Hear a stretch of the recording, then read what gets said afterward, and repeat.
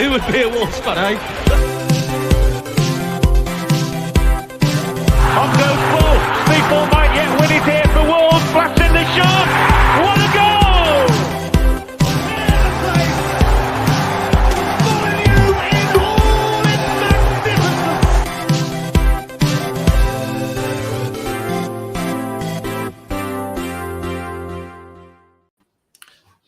goal! Welcome to the Wolves Fancast Tottenham review. Spurs 1, Wolves 0.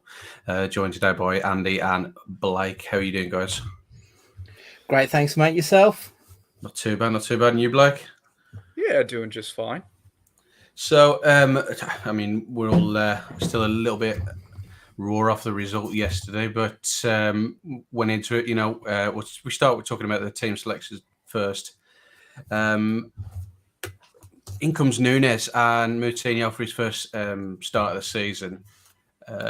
What's your thoughts on that starting 11? Is that exciting to see them come straight in, Andy?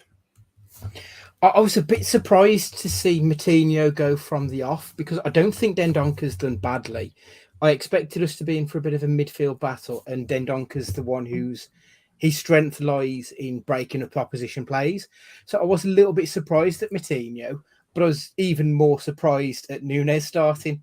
I mean, he's been with the club for like 20 minutes and all of a sudden they've thrown him in for the full 90. It was great to see that they didn't hold back and they just thought, right, let's go for it. Let's field our strongest team. I think that's the way forward, really. Mm-hmm. And what do you think about the bench that we've got now, Blake? Do you think that the strength that we've got now we've got Jimenez back, combined with Hwang, Semedo and Traore there, do you think that we've now got something to try and influence and change games? Well, it's a lot better, that's for sure now. I mean, I'm not thrilled about Jimenez starting on the bench. Obviously, he was injured, so he's not just going to come immediately back.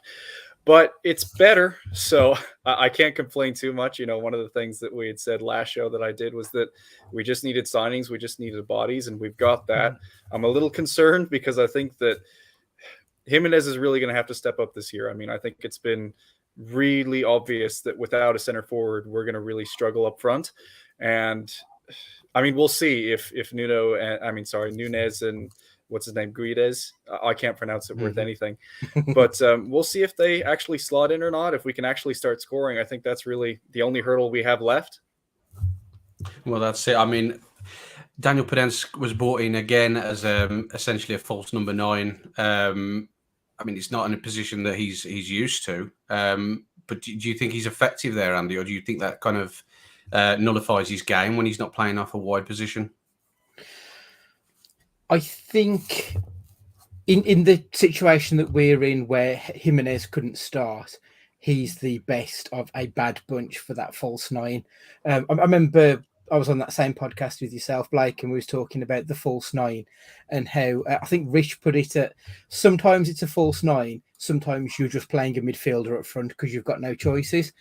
And I feel like Podence is a little bit either or with that. Sometimes he looks quite effective as a false 9, and then other times he just looks like he's completely out of his depth. Yesterday, I think we got to see both sides of that coin because, especially in the first half, we just had no presence in the box because we had a 5'0" fella up front, and that's where it looks like he's playing out of position. But then when we were playing the more defensive approach, so when we was doing like just more of the low block, he's good at that because he's a little bit of a shit. He'll get in there and he'll nip at people's ankles, and that's where you get the best of him.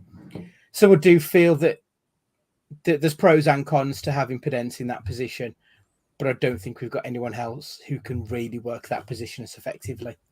I mean, looking at the season so far, I mean, Hwang has played there in the first game of the season, and I think if we all look at Hwang and what he's done in the moments that he has been on the pitch this season, he seems to have improved on a lot of the things that he was doing wrong last year, holding the ball up better and better transitions. Is he somebody that you think could play that role, Blake, when Jimenez is out of the team? I don't know. It seems like he can't quite get it together. We've given him plenty of opportunities, and it just seems like for whatever reason he just can't quite get off the ground. Now, I know it's a new season and we should probably be giving him a bit more of a chance, but when you have Podence, Neto, and now Guedes, it's just, do you really need to have him in there? I don't think so. I mean, I would say, again, we really don't play well with this false nine. So if it's something different to that, then maybe. But now that Jimenez is looking to become healthy again, and now that he can probably start being in the starting lineup again, I just don't know if there's really a place for him.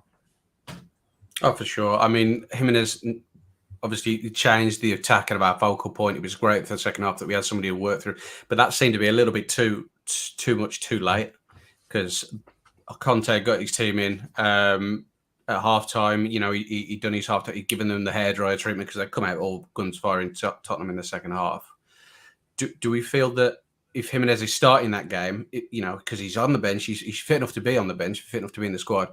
Do we think he should be starting that game? Because if we have him on that pitch, I think we'd probably agree we'd probably get a result out of that. We'd probably get at least a point out of that game yesterday. What are we thinking? I completely agree. I think he got it the wrong way around. I think we'd have been better off starting with Jimenez, especially knowing he was going to be playing that more fluid system that he put out. So he was going to try and block them low and then hit them on the counter.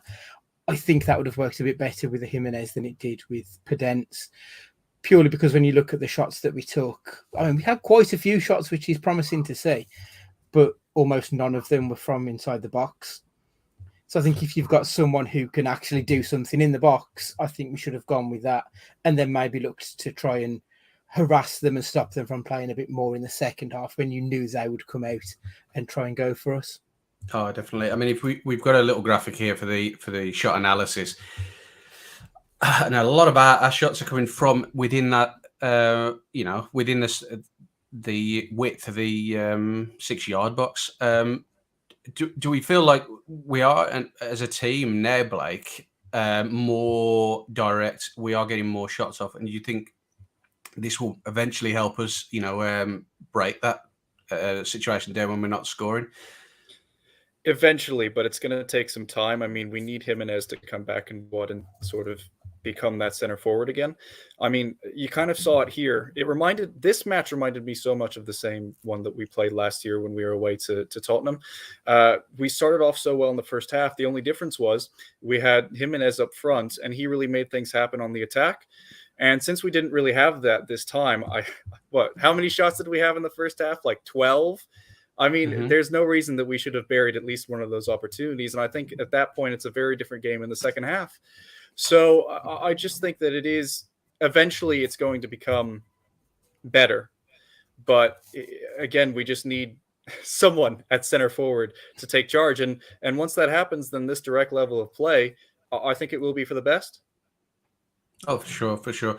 I mean, the players that quite a few of the players are coming in for criticism after the last couple of games, especially a lot of fans are getting on the back of Neto and Podence for their performances. I mean, we talked about it a little bit before the show, Andy. Do you think that when Neto was playing, essentially having to drop back into a back five for defensive transitions, do you think that was a hindrance on Wolves overall and the way Neto played his game? I mean, yes and no, because in some respects we did really well in the first half, which is when he was primarily having to play at right wing back. But then you've got a left footer playing at right wing back, so it never quite felt completely confident with him there. Defensively, though, we did look fairly solid throughout. We restricted Spurs to very few chances. Was it one shot I think they had in the first half? So we did very well in that structure.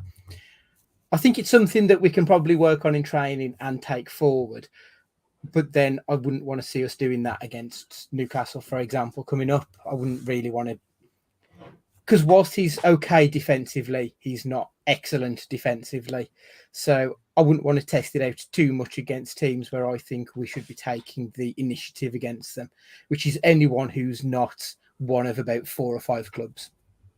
Yeah, for sure. I mean, I've had a comment coming through here that, you know, this is the fear now. People want to change the system real quick, but you know, if Raul is healthy and we push two forwards forward, you know, who if we play Raul, who do we partner him with? Do you think Hwang comes in, or do you think Geddes can play up front? Or I'd like to try Geddes and just see what he can do. I think we also have Hwang from the bench now, and that's a relief to sort of have, is someone from the bench who can come on and actually do something rather than, I mean, when we played Leeds, it was just, it was abysmal.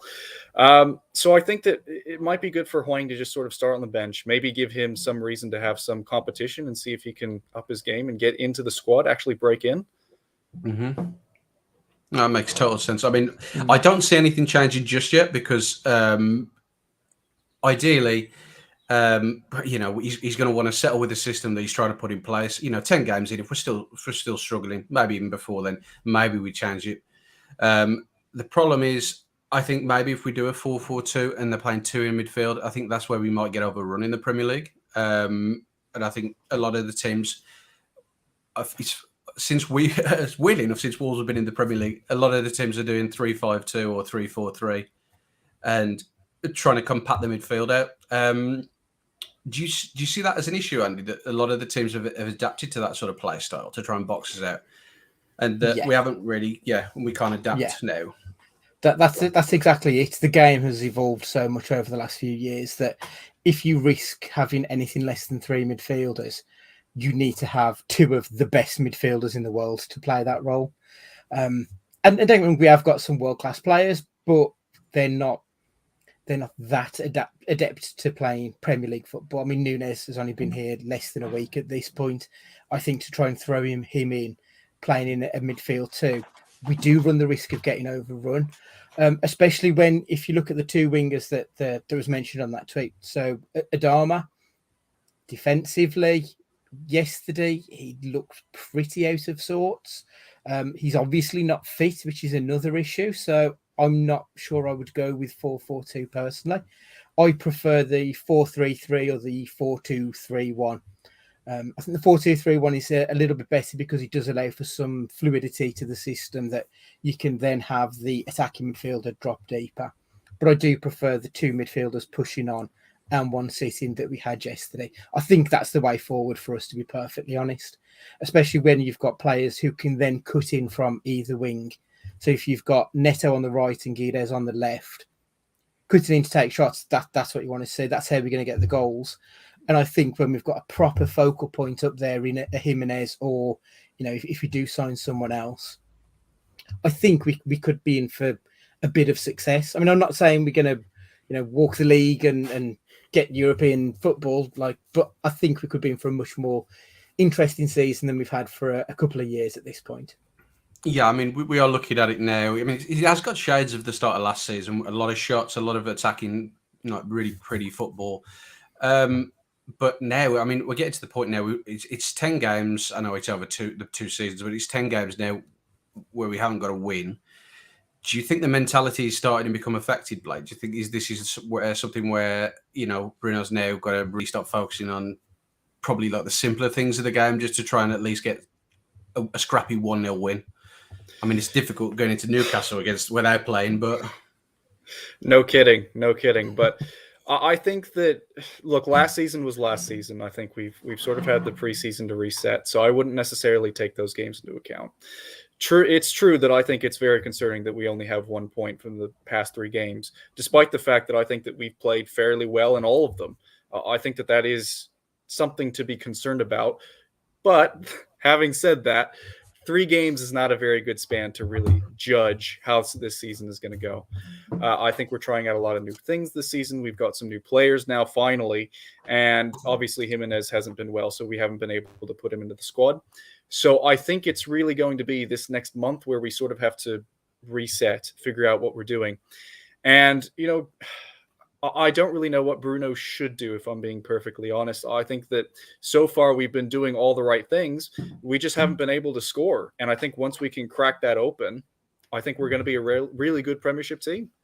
Mm-hmm. I completely agree with that. I think if you look at, was it April? I think it was April 2nd was the last time we won. Pretty much all of last season, we felt like Nuno's hangover. Like we hadn't really evolved into the team that Bruno wanted us to be. Now he's been given the money and we've signed the players to change the formation. We feel like a Bruno team now. So I don't want to judge him on the tail end of last season. Everything now is based on everything that's happened in August 2022, not from April and May 2022. It's different teams. It's a tough one.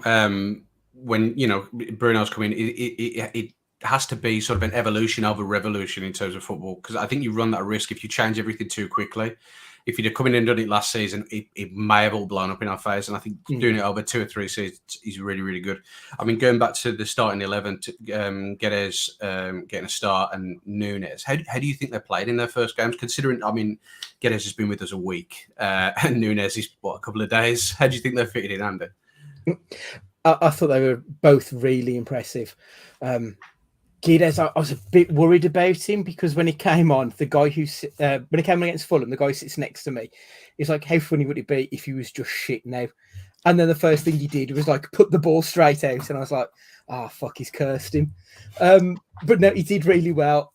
I'm not convinced that he's going to be a through the centre. I think he's very much going to operate on the flanks, and I think that is where we're going to get the best out of him. So I'm hoping it's more of that than trying to play him through the middle. As for Nunes, he's precisely what we've needed. When you look at how we've played consistently over the last sort of 18 months, teams have just sort of packed the middle against us. So we've had to try and go around the outside. And then we have to lump the ball into the box where we've more often than not got only one player, if we're lucky. And that might be Podence, who is never going to win a header. So we've now got a player who can actually carry the ball through the middle and try and impact the play through the centre of the pitch.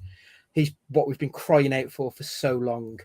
And he was really positive. I mean, if that header had gone in the first half, like I could just imagine the limbs in the away end would have been incredible. For sure. It was a lovely run. The way he faded into the box.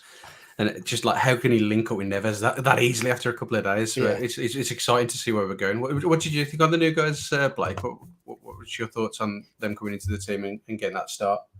Yeah, considering they're both new, I think they did great. Much like Andy said, I no real complaints from me. As you said, Guedes came really close to scoring, and it just felt very natural. I think that's the way I describe it. It just felt like they had sort of exactly knew what we were trying to do. Yeah, for sure. I mean, they know each other from the Portuguese national too, so they've got that little, the experience of playing and being around each other, which is helpful. I mean, if we moving on to the second half. I mean, Tottenham come out. They obviously had the rollicking off Conte at half time. He's given the header on because they've come out a different team. So how do we think we adapted in the second half? Do we? Because obviously Tottenham are coming on to us. Perisic has been a lot more involved in that second half, and they put more balls into the box. Do we feel that we kind of stood off the gas a little bit, Andy, or do you think it was more them changing their aspects and the way they approach the game? It's a tough one, really, because you are 100% spot on. Perisic, just by allowing Ben Davies, wasn't it, to step across to the left back, then Perisic was just playing basically as a left forward, and it completely changed the game for them. And I don't think we ever fully got to grips with that in the second half. I do feel like we rode our luck a little bit. And then obviously the goal, which unfortunately for Collins was like the only time in the game that he lost sight of Kane. But then when you've got a world-class striker like Harry Kane, you can't allow him to have even a second, can you? I think it's a bit of both. I think, as you said, they had a bollocking at half-time. They didn't want to get a bollocking at full-time as well, so they made sure that they stepped up. And I think we possibly were a little bit too slow to react to their change. So we got caught cold a little bit, I think. So you say Kane scored this goal. We've got a little bit of a fan clip here. So Collins actually loses his man, as we know. Do we think Ait Nouri could have done better on the front post as well? What are you thinking on that, Blake? Do you think he was weak in his area there, or? He could have, but to me, it's all on Collins. I mean, I'm not going to fault him too much because, he did play brilliantly for the entire rest of the game, more or less. But when you're defending Harry Kane, you have to be on him 24/7, and he just lost him. It was just for half a second, but Harry Kane was able to sneak behind him. The flick came in, and he just taps it right in. Granted, it was coming for a long time. So, I mean, is it all on Collins? Is it all on that one play? I don't think so. But I just think that Collins just could not step off the gas like he did in that 1 second. Yeah, I think that's the problem. Is now we're at a point where we're not scoring goals, and these individual errors are costing us massively. You know, we're losing games a lot like the start of last season. We're losing games by the odd goal because we can't put the ball in the back of the net, and it does seem like deja vu. I mean, it feels like we're going to come good, but it's a matter of how more than when. I mean. Do we feel like, I mean, talking about somebody who's actually gone out alone and scoring a lot of goals, do we feel like Fabio Silva could have potentially given us some better options this season, especially in like games like yesterday? I mean, he's a different player to Jimenez. He's not a focal point, and he makes a lot of good runs in behind. But do we feel that he could have potentially offered some solutions, to use an old Nuno word, solutions to help us get some results? Absolutely. He's a different option to have. As you say, he's a very different type of player to Jimenez. And he's so good at carrying the ball across distance. I think he would probably have suited yesterday's game better than bringing on Jimenez and Traore, to be perfectly honest, because you need someone who's going to carry the ball. And I think that Silva would have been a better option.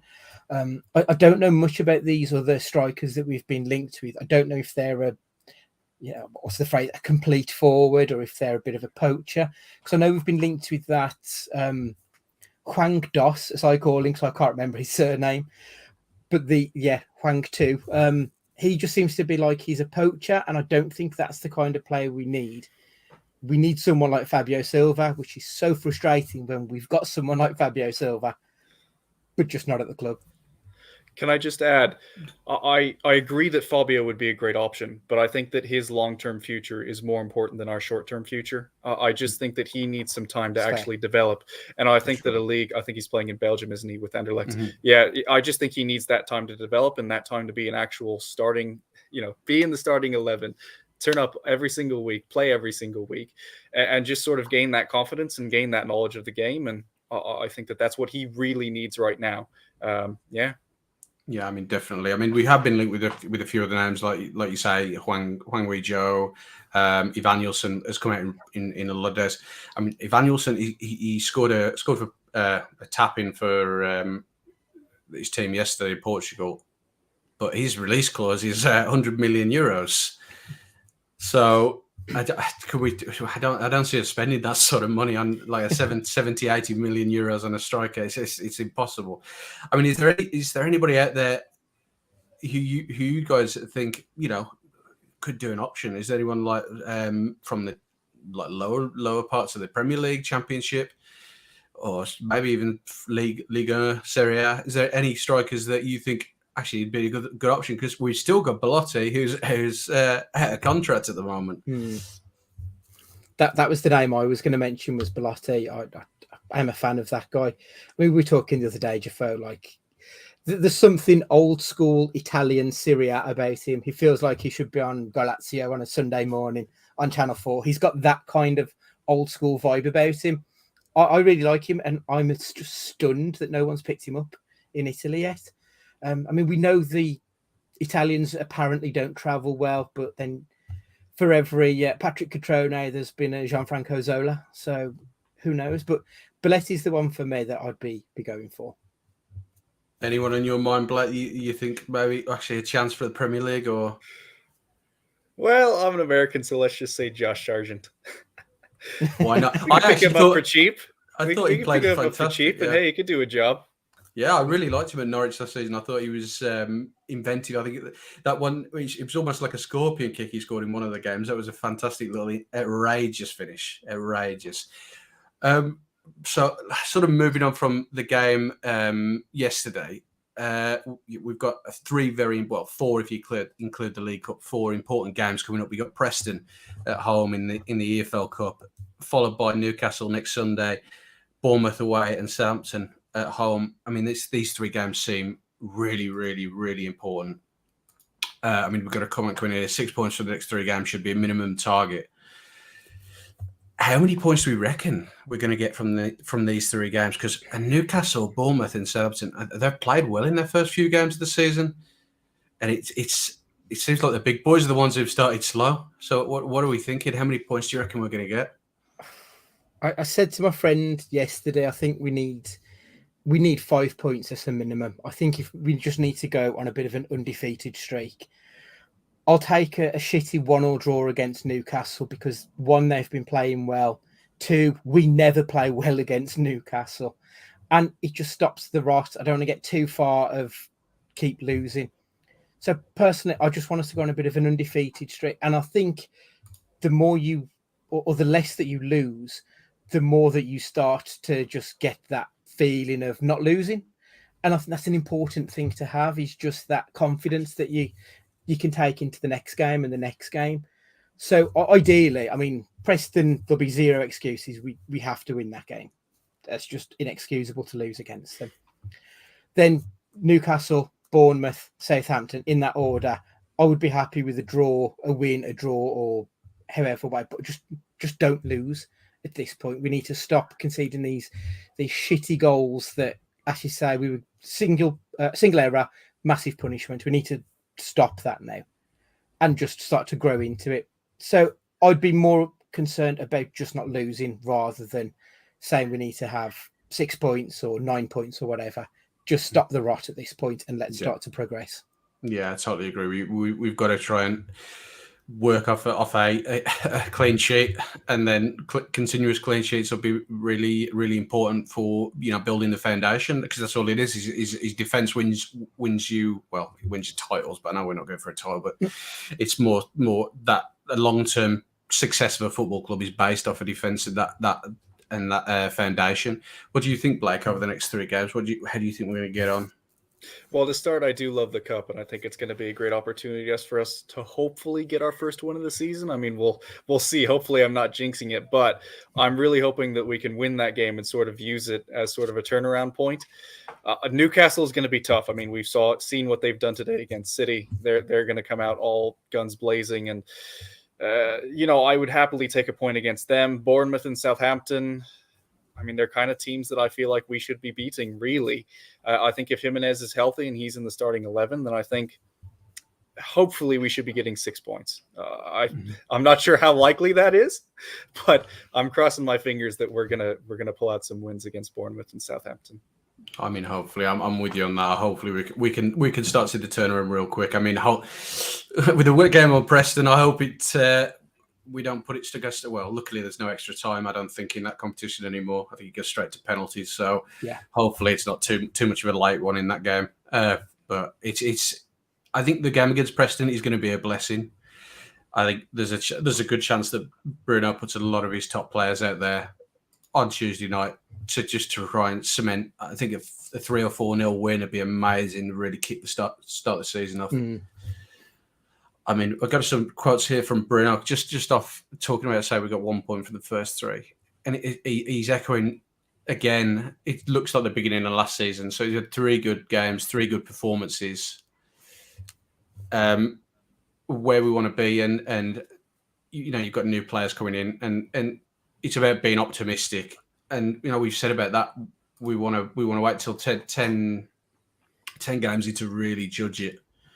But how we feeling personally? Do you think that it's going in the right direction? Do you think what we're doing is the right direction for where we want to be as fans, to enjoy the game and also to be successful as a football club? Yeah, you can see the early seeds starting to sprout at this point. I mean, I know against Fulham, obviously we didn't win the match, but I can't remember that many games in the last 12 months where we dominated the game, where we looked like we could score. We had 5 very, very good chances. And on another day, you score 2, 3, 4 of those chances. So it's promising, but that comes with a huge caveat that we still haven't won a game.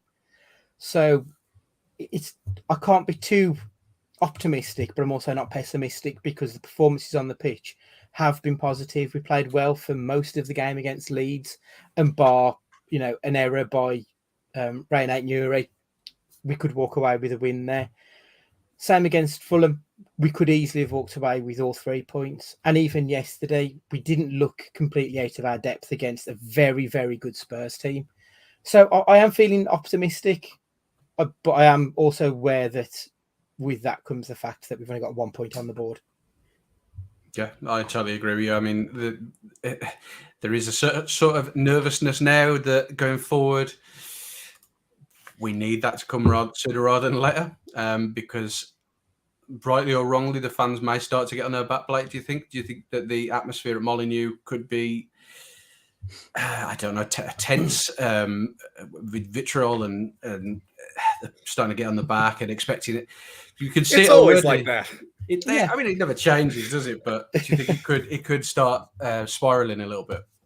Of course it could. Yeah. I just think the only thing is, once Jimenez is back, do we keep down this line where we can't win? I don't think so. I think we could struggle. I think we could be a bottom half table bottom half of the table team this year. But do I really think that we're going to continue to struggle like we are right now throughout the entirety of the season? I don't think so. I think we're going to eventually crack this. As we said previously, new players, new systems. We're trying to figure it all out. It reminds me a little bit of pretty much all of our previous Premier League seasons, where so often we come through and we have a little bit of a streak where we're just not playing very well, or not necessarily not playing very well, but just not getting the results. And we just sort of throughout 1 week just completely turn it around, and then we're back on the winning ways again. So I just think it's one of those things. We need a little bit of time. But once we get a little bit of time, once Jimenez is back in, once we're sort of more comfortable with the new system, things are going to start turning around. And I think that most supporters can already see that this game we're playing well. We're playing really well. And I think that it is, like Bruno says, we just need to find goals. That's it.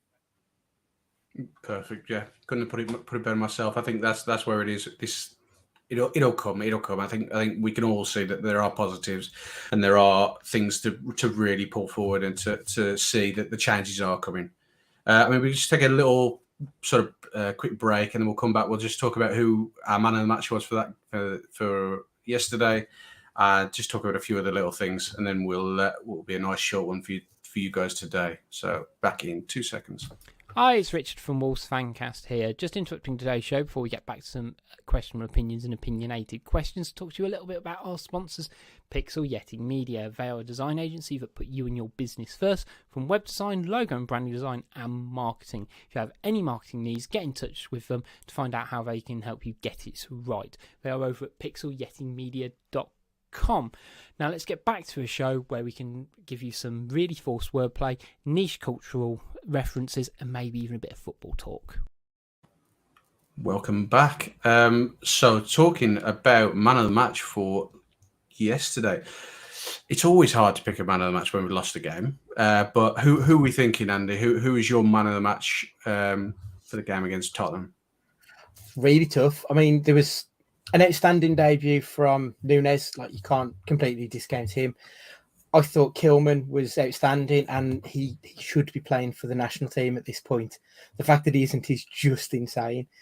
And I also thought Collins had a really good game, and just that one error. I think that one error is going to cost him, because it cost us, unfortunately, but he was fantastic. Just because he's the new boy, I think I'm going to give it to Nunes, because he was with the team absolutely no time at all this week, and he fit in like he'd always been there. It does help, obviously, having Neves and Moutinho by your side and having played dozens of games already with them. But yeah, I think Nunes is the one for me. Perfect. And what do you think, Blake? Where are you at? Yeah, like Andy, I would have given it to Collins had he not conceded. But, Neves still... I mean, it's hard not to give it to Neves at this point. I mean, I think that especially right now, when we're playing so much out of the midfield, it's just tough, and we don't really have anyone who's putting goals away at the minute, so you can't really award man of the match based on anything like that. So Neves, who's just, like he always does, just controlling the game, putting out balls, nearly set up Guedes for a fantastic goal in the first half. It was just really clever from him, and yeah, I think he's my man of the match. Perfect. Yeah, I mean, I agree with you. I think we could give it to any of three of their midfielders. I thought they really ticked the game well. I think we started to saw with those three guys the foundation of this progressive short passing football, which is nice. I mean, looking ahead now I don't think we could really predict what's going to happen for the Preston game in terms of teams, but for looking ahead to Newcastle, do we think that anyone, even so early in the season, is at risk of dropping out the team? I mean, if I'm going to think of anyone, I'm thinking Ait Nouri. Now Semedo's back. Does Johnny go back to left back? What are you thinking, Andy? That's the first name that sprang to my mind. I really like Ait Nouri. He has struggled to find his feet a little bit as part of a back four. His position is the one that I think is most in danger of being replaced. But then I can't say Johnny's really pulled up any trees. But with Johnny, at least you do have that flexibility where you can slot into a back three, should you want to play with like a 3-5 or 3-4-3 or however you want to set up. So, yeah, I think that's the change for me, because Semedo's excellent, and obviously the sooner he gets back, I think the better the team will start to play.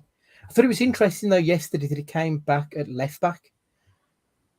Yeah, I think Johnny had played the whole game. I think maybe he didn't want to swap it over. And I mean, although we all know Johnny could play left back perfectly well, but it was a little bit strange. But I mean, Semedo's played left back a lot for when he was at Barcelona as well. Yeah. So it's not like he's not comfortable there. I think he did a couple of times as well during the COVID season. So I mean, it's strange, but I think if he starts the game, he comes on. He's at right back, and he's so. I think it was just because we obviously had Guedes in front of him, so you were having two players who were having to cut in, and it just seemed to unbalance it. And I know Johnny is predominantly a right footer, but he's a lot more comfortable on his left than Semedo seems to be. Yeah, for sure. I mean, thinking about the other sort of end of the pitch, Jimenez comes back in. Guedes, we know the money we paid for him. He's going to start. Who do you think the third forward is going to be? Like, do you think it's going to be Neto, or do you think Podence stands a chance? I mean, I'm looking at it. I think Podence might be the one who drops out, but could be. I also really like Neto when he comes off the bench. So for me, I would probably drop Neto. But from a pure best starting 11 standpoint, you're probably right that Podence would be the one to be dropped. Yeah, I mean, Daniel, he got the goal in the first game of the season, but he's one of them. He's this mercurial sort of like. He's a wide man, really. I wouldn't put him as being through the middle of the pitch. He's one of these who you almost have to carry him through a lot of the games. Do you guys think that he's worth being in the team for that reason? I mean, he hasn't really been creative. He's been slowing, like, especially against Fulham last week. He slowed the game down a lot, and I think that was a lot of the issue in that game, that he wasn't trying to be as progressive and he was trying to look for the perfect ball. Do we think that he does bring something to the team and has a long-term future? Because I'm thinking about it the other day. I was thinking the next player who may be for the chop in a ruthless sort of nature might be Daniel Podence. So do we think that he does bring something to the team, or do we think this is an important season for him to really show? Because his metrics have not been great. He's not had a lot of goals and assists. It's such a difficult choice, because 1 week he can be the best player on the pitch, then the next week he can be the worst player on the pitch. And the fact that you don't know who is going to turn up does make him a bit more dispensable to your team. Surely you would rather have someone you know is always going to give you a 7 out of a 10 than someone who's either going to be a 2 out of 10 or a 10 out of 10, because at least you can bank on the 7. So if anyone's going to make way, for me, it probably is Podence, which pains me to say, because he seems quite a likeable fella, and I like a shithouse in my team, and he certainly has that to his game. He has that where he might sort of, I don't want to say dive, but he might get in a little bit easier than you'd expect to win a free kick. And we've never really had that kind of a player. So I do like what he can bring to the team, but he does frustrate the hell out of me at the same time. No, for sure. I mean, do you think it is a make or break for him, season Blake, or do you think long-term progression, he's still going to be here for another couple of years? Well, it probably is, but it depends on what Fosun want to spend on. I mean, the thing is, as much as we want to complain about Podence, he's still a good player. I mean, he still turns up week in, week out. And what are we going to do better? That's the big question. Who are we going to bring in that's going to be better than him? And I don't see a lot of potential options that are going to be miles better than him. I mean, like you said, Andy, he is very hot cold, but I like the way he links up with Jimenez. He seems to play in this team very well. And I think hopefully he'll just have a good season this year and we won't have to talk about this again. But if not, again, it just depends on what Fosun wants to do. If they want to splash the cash, then yeah, I think that perhaps he is on the chopping block. But if not, I'm not going to be sad if he stays. I mean, yeah, we got a comment here. Daniel Podence is a great option off the bench. I mean, we say that's the main issue when we come into this season is that we didn't have any options, and now we seem to have a flurry of people who can come off the bench, which is it's nice to look at. But I mean, for you guys, if I know we will want a striker, but is there anywhere else you think we could strengthen in like the last 9-10 days of this transfer window? I really thought he'd have gone for another, like a utility kind of a defender, a bit like a Neil Emblem, someone who can play centre half, can play right back, can step up into the middle if need to be. I expected Bruno to go for that because I remember last season he spoke several times about wanting to be able to replace both fullbacks, and we haven't got the options to replace both. We can do one or the other. So I still think he'll probably try and get in a bit of a utility player to cover at the back. And especially with the news this week about Forest signing another Wolves player in Willy Boly. Obviously, if he goes, then we really do need to have another option there. Because I'm not really sure about Mosquera. We just haven't seen enough to really judge whether or not he's going to be a decent enough long-term heir to Boly.